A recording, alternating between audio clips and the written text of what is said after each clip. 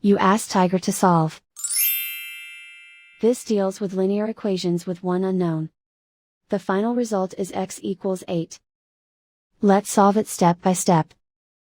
Group all constants on the right side of the equation. Subtract 11 from both sides. Group like terms. Simplify the arithmetic.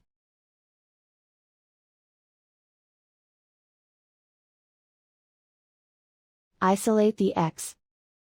Divide both sides by -5. Cancel out the negatives. Simplify the fraction. Cancel out the negatives.